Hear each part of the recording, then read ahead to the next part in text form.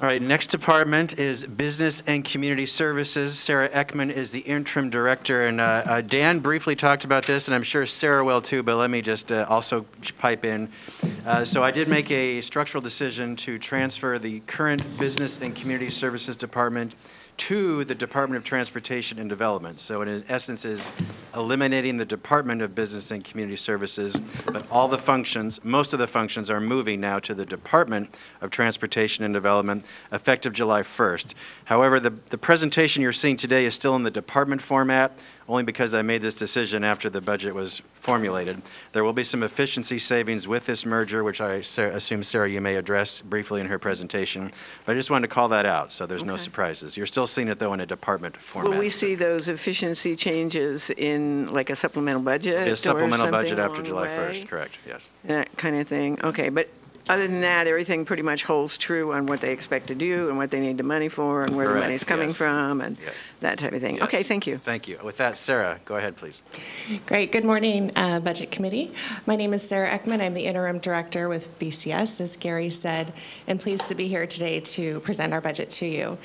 In the room and watching, we have our leadership team I wanted to take a moment to introduce. Eileen Stein, our Interim Deputy Director. Tracy Grambush is our financial analyst, who's part of the BCS administration group. Joshua Wolf, our Interim Library Network Services Manager. Mike Turley and Gordon Tolbert, management staff for Stone Creek Golf Course. Mitzi Olson, the Library Director of Gladstone and Oak Lodge Libraries. And Tom Riggs, our Parks and Forestry Manager, as well as a few other staff. As Gary mentioned, we are merging with DTD on July 1st, so our budget was prepared prior to that decision becoming official and made. We have a mission to provide essential economic development, public spaces, community enrichment services to residents, businesses, visitors, and partners so they can thrive and invest in a healthy, vibrant, and prosperous county, both now and into the future. Our department does include the library district, and that budget was presented on Monday. So what you'll hear from me today is the high-level overview of the remainder of our divisions. The total budget for BCS, not including the library district, is $48,128,844. This does include 43.5 FTE, which shows an increase of 1 FTE from last fiscal year. That was an addition that will not be filled due to the merger that we have with DTD, so that position will not materialize, so our FTE is status quo. Sarah, what page are you referring to? Yeah. Please. I am just kind of giving you introductory, and I am about to start on tab 17.7, page 7.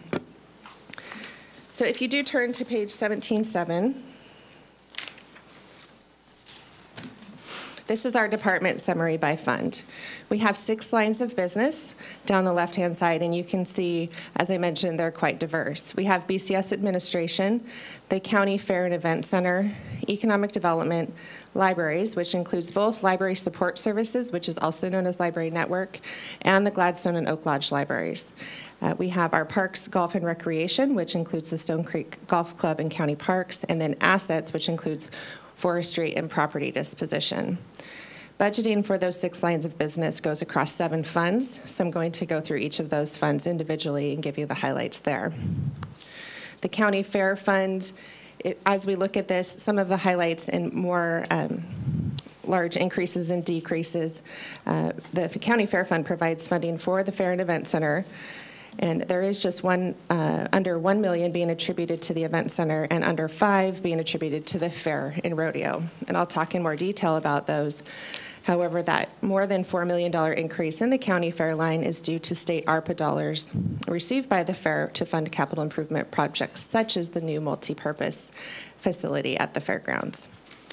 The Lottery Fund, if you move across to the right, it's Fund 208, provides funding for BCS administration, which includes the Office of the Director of Financial Management and Analysis, as well as economic development.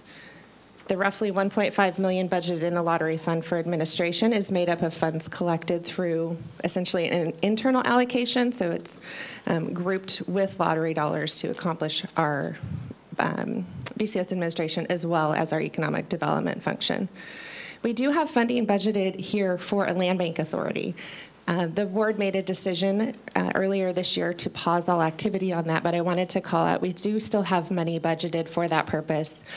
because the budget was prepared prior to that. So there are some adjustments that will take place in that as well. There's $700,000. $300,000 of that is the state grant that we are returning based on direction from the board. The fund also did decrease by over 40% due to CARES dollars that were budgeted last fiscal year, which was a large influx that's no longer there. Our library fund, as I mentioned, includes library support services as well as the Oak Lodge and Gladstone libraries. This fund is really complex because of the compilation of those three programs. There's a 92% increase in the fund due to the influx of money for the library construction projects. So when you see that large jump, that's the reason behind that. Library Support Services is one of two BCS programs that receives general fund. It is entirely funded with the general fund, and we'll talk about that a little bit more on that individual tab. There's a 17% increase reflected there, and that number is higher than what we would expect due to one-time unrestricted fund balance take back that occurred last year and an adjustment that took place this year. The Property Resources Fund provides funding for property disposition and tax title land.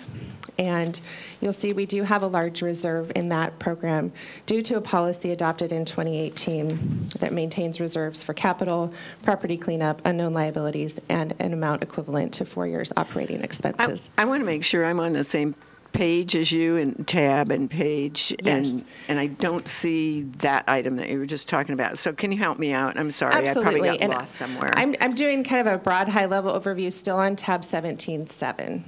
Okay, So moving okay. across the top with the various I'm funds. good. Thank you. Our ARPA fund, similar to DTD, is something that has come into our budget due to ARPA dollars allocated from the board to support businesses in the community. So that's there. We also have a $200,000 ARPA contribution towards the Gladstone Library project that's recorded in our budget. The Parks and Forestry Fund provides funding for both county parks and county forestry. And county parks is the other of the two programs that receives general fund dollars from the county. County forestry has reserves to ensure coverage during years without timber harvest and other fluctuations. And then lastly, on our summary page, the Stone Creek Golf Club shows a slight decrease in total budget from the prior year, and that's due to capital projects and where they fall within the timing. So I'm going to turn to tab 1710. And this is our individual fund roll-up for the county fair. The county fair has moved quickly back to in-person events after experiencing the impacts of COVID and has a new executive director, Brian Crow, who we welcome. As I mentioned, fair staff as well as county staff are supporting efforts to build a new multi-purpose building on the property. The county fair fund beginning balance shows significant increase, and we wanted to speak to that. This is due to that state ARPA money that I mentioned. We show a decline in revenue due to some changes in grant funding, and there is a 12% increase in all other revenue sources due to fee increases and additional attendance at the fair and rodeo in recent years. There's a decrease in interfund transfer line due to receiving ARPA lost revenue in their prior year. The large thing you'll probably notice is the almost 4,000% increase in capital, and that's due to the anticipated construction costs for the projects. If you go to tab 1711, we turn to the lottery fund. And as I mentioned, this provides funding both for BCS administration and our economic development program. With the move that's coming on July 1st, economic development will move out of BCS and become its own office. Along with that, the county fair and rodeo will accompany economic development. We do anticipate cost savings, most significantly in BCS administration due to our folding into DTD and eliminating a director position and a deputy director position. The program does have a large increase due to ARPA dollars that are coming in for small business assistance. And as I mentioned, we do have the money budgeted for the Land Bank Authority that will be changing. We have an overall decrease of 60% here due to a decrease in grant funds. So while we have ARPA right now, we previously had CARES dollars, and so we have a lot of fluctuations in the budget due to those large grant dollars coming in and out of the budget. There's a large decrease due to a change. Last year, NCPRD, the North Clackamas Parks and Recreation District, separated from BCS, and so we've also been adjusting to that reorganization, and we'll see decreases there. Tab 1712 is our library fund.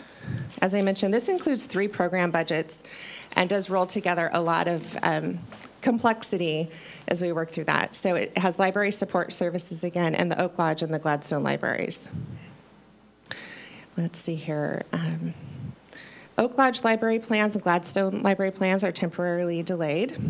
And so this budget was prepared as we were moving forward with projects, and so you'll see some of those pieces reflected here. The general fund, I mentioned for library support services, looks to have jumped at 17%.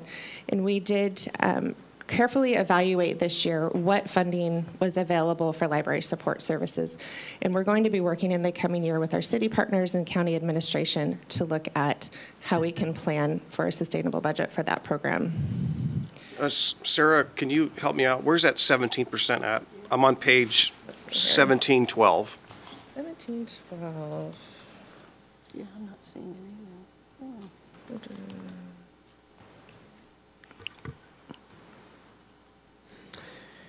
Oh, okay. So the 17% is reflected back on tab 17.7, which was our overall roll-up for the fund. And that's where the combination of the county-run libraries and library support services, bringing that together, is reflected there. So that is the total number reflected back there, but it applies to these programs. Okay, so is it fair to say, just for while we're on this page, just to save time here, that on page 1712, that the capital outlay is the combination of the Gladstone and Library Fund for the $18,566,000? It is, yes. That increase is due to those library construction projects. Yes. I don't see it further defined in the packet anywhere. Is it broken down anywhere further in the packet for today?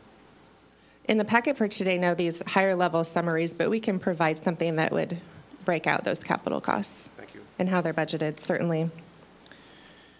So, forgive me, Sarah, I believe it is in your packet under your Performance-Clackamas pages later in this packet, tab 1737, 1739. It talks about the Gladstone and Oak Lodge libraries in more detail.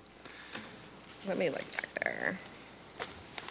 What was the first one you said, Gary? Tab 17, page 37, is the 37 Oak and Lodge 39. library, and tab 17, page 39 is the Gladstone library. Yeah, I was just looking for the breakdown of the cost share. Oh, got it. More of a line item detail? Okay. Yeah, you can see the that average between a 452% increase and 144, and we'll certainly follow up with a more detailed breakout. Let's see here. Our beginning fund balance for library support services was slightly lower than anticipated. And then, of course, our general fund does fluctuate over years due to the use of beginning fund balance and contingency for the program. You already touched on the top 2 revenue lines showed dramatic decreases due to the reserve transferred from the library district to the Oak Lodge budget in fiscal year 21-22, and a capital transfer from library support services to Oak Lodge also in the prior fiscal year. So they moved money into those dedicated budgets for the capital projects. We move on to tab 1713, which is our Property Resources Fund. This fund, our revenue is down due to not having auctions. We've had large impacts from COVID. Our last auction was in January 2021. We've also had some staff turnover, so we had a period of vacancy, but we have now filled that vacancy and are moving forward with an auction this calendar year. So we'll be able to auction off some of the properties that we've accumulated through the last couple of foreclosure deeds from assessment and taxation. Our expenditures were higher than our revenues because of the slowness of being able to auction. We've had some unanticipated declines. As I mentioned, we do maintain a reserve in this fund for these reasons, because money coming into the county for the auctions does fluctuate and vary quite a bit. We've had a lower need for property management and have had some personnel savings realized due to those staffing changes. Tab 1714 is the ARPA, which you'll see Fund 230. And as I mentioned earlier, the ARPA funding is for business assistance, and then we have $200,000 for the Gladstone Library construction project. Tab 1715 is our Parks and Forestry Fund. This is the other fund within our department that receives general fund money. The cost of operating county parks continues to increase. Along with everything else, we know that. And the cost of capital projects continues to be a challenge due to inflationary pressures. We are going to be carefully looking at our program in the coming year to see what changes we can recommend to ensure a long-term sustainable budget. County Forestry has reserves to ensure coverage during years without timber harvests or gap years in our harvest schedule. And the 2020 wildfires still are having an impact on our forestry revenues due to the ability to harvest and what was damaged to those fires. In general, grant funding fluctuates, and so you'll see some fluctuations in our revenue lines. And then the projection for revenue from timber sales is down due to what I mentioned earlier. The large increase that pops out on the page is the 600% in all other revenue sources. This is anticipated property sale proceeds in the upcoming fiscal year. And then we would hold that money for the purchase of future property potentially, which is why you'll see a corresponding line item for that. Our parks contingency did decrease due to covering operating expenditures, and that is a decrease in prior year revenue as we had large impacts from the pandemic on our ability to be open and collect normally anticipated revenue. The last tab I have is 1716, the Stone Creek Golf Club Fund. This does show a slight decrease in total budget from the previous year due to the timing of capital projects that were not included in this coming fiscal year. We had, in other revenue sources, a decrease due to prior year insurance claims and proceeds, and that was impacts from the ice storm and insurance money. The golf course maintains insurance, and so when the driving range nets came down, we received insurance proceeds to cover the restoration of those. We have some increases in materials and services. Capital outlay has a large decrease due to some timing of capital projects, and we may be looking at that as we are budgeting for some capital projects in coming fiscal years as well. We did plan to increase our transfer to county parks by $75,000 over the last year, so that's reflected here. And then we have a continued focus on building reserves for future expenditures because we have two large capital projects we know are coming up, primarily to replace the irrigation system at the golf course. And that concludes my tabs. Thank you very much, Sarah. Appreciate it. I actually had a couple of questions, but you answered them in your presentation, so so that was good to go. Commissioner Savas, excuse me. Commissioner Shull, you still have your card up, and I'm not sure if it was from prior I'm or real slow at taking my card down. Okay, all right. Thank you so much. Commissioner Savas. Yeah, thank you, Sarah, for your help on this. On going back to tab 17, page 15, on the forestry. I think you answered my question, but I just want to make sure. So I'm looking at the personnel services and material and services lines in particular, and I see that relatively it's flat. So the FTE remains static, it looks like, right? For forestry, correct. Right. So yes. Why would the percentage go down in light of personnel services going up? I know that we had some vacancy, and I can get an answer from everyone on the team, but we did have some savings from vacancy of a position we filled this last year, and so I imagine that that's probably from savings of that position. Okay, so, okay. So on the next line down, and this might be what you kind of already addressed, so on materials and services, a reduction of 29% approximately, is that really in line with the market or what we're harvesting, or activity there, or what's the reason for the fluctuations in all from fiscal year 1920 to where it is today? It's just up, down, up, down, up, down. Right. Those costs do fluctuate quite a bit based on the harvest activity and what we're able to accomplish in a given year. The team is really amazing at saving costs where they can when we're anticipating future hardship because of the lack of ability to harvest. And so anytime we can realize savings, they're very aggressively seeking ways to do that. And so, yeah. From a business perspective, looking in, do we do like an ROI on return on investment with all this activity in the forestry aspect to say that when we see these changes and these spikes in the cost, because in order to have that activity, you're going to have a spike in the cost. But is there a rough ROI? There is, I think, as we go forward, we're looking to do that. We do forecasts, 5-year forecasts, which allows us to look at that. And then our forester has been very proactive in having us look at the harvest schedule, the 10-year harvest plan, and for that reason, let's look at where our known gap years are. Let's look at our harvest as it's impacted by the wildfires, and that's essentially that return on investment activity. And so we are working on that right now. Okay, because in essence, it's kind of like an enterprise, right? Yeah. Right, and same goes with the Stone Creek Golf Course. Do we do an ROI on that as well? We're in the process of doing that as well. Because these large capital costs are coming up, it's precipitating that conversation. That does impact the amount of money we're able to transfer to county parks, for example. As Stone Creek is self-contained and needing to fund its capital improvement projects and these large projects coming due, essentially, we're looking at that long-term return on investment and how we understand it and substantiating it through an evaluation process.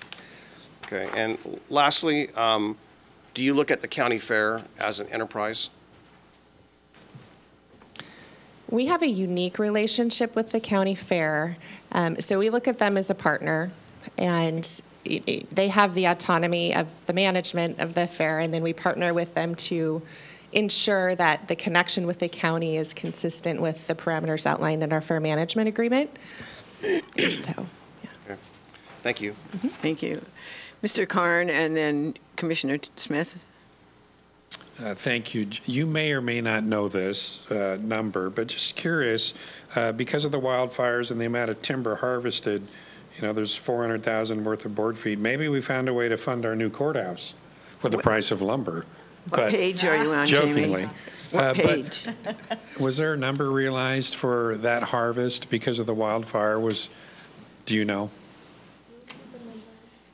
Jamie, what page are you on? What page are you on? Oh, I'm sorry. This is under your major accomplishments at the beginning of the Let me program. see if somebody in the room Okay. knows that answer, and if not, we can. It's we'll not go a for big it. deal.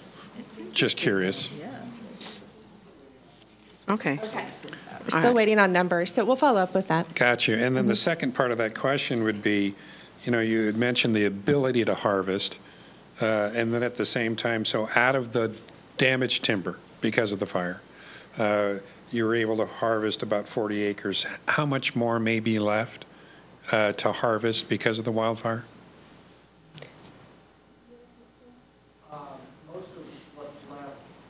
Excuse me, you need to come forward to the microphone and state your name. Oh, thank you. I'm sorry. I didn't even I've hear invited him. Tom Briggs, our Parks and Forestry Manager, up to answer Mr. Karn's Thank question. you. Yes, Tom Riggs, Parks and Forestry.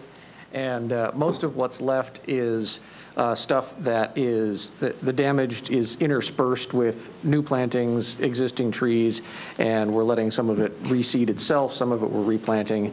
So we have done the majority of the salvage harvest that we're going to do. That's not to say there aren't still some damaged trees out there, Yeah. but in terms of cost effectiveness for harvesting, we've done the major salvage harvest. Okay, yeah, great, thanks. Okay, Commissioner Smith? James Karn asked my questions for me. Thank you. Oh, okay. We're good then. Thank you. Seeing no other cards, hearing no other questions, thank you very much for your presentation, and we appreciate it. And we'll look forward to hearing how things go once the merger happens. So, yeah, thank you.